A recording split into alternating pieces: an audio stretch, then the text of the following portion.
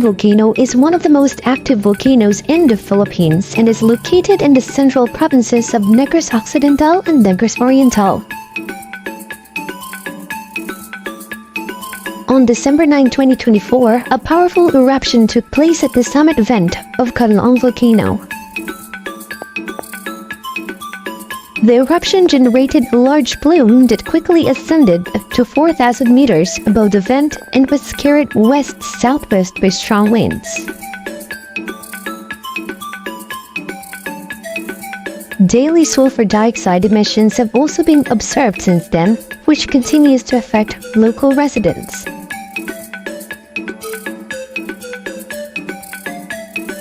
This video was taken from Koko to Cockatiel and Fam Farm.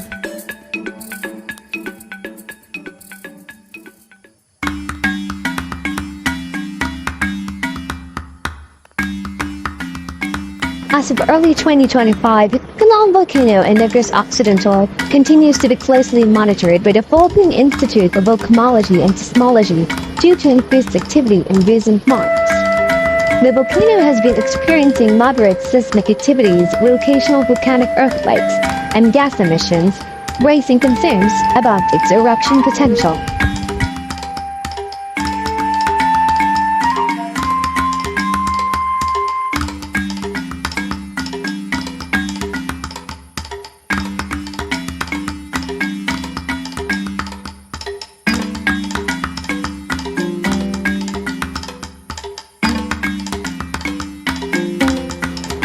Although the area remains under an alert level, residents have largely returned to their normal routines.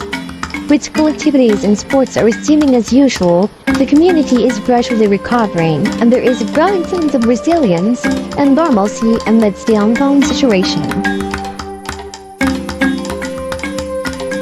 Because of this, since we are part of this community, Koko to Cockatiel and Fam decided to sponsor Yupo National High School volleyball team.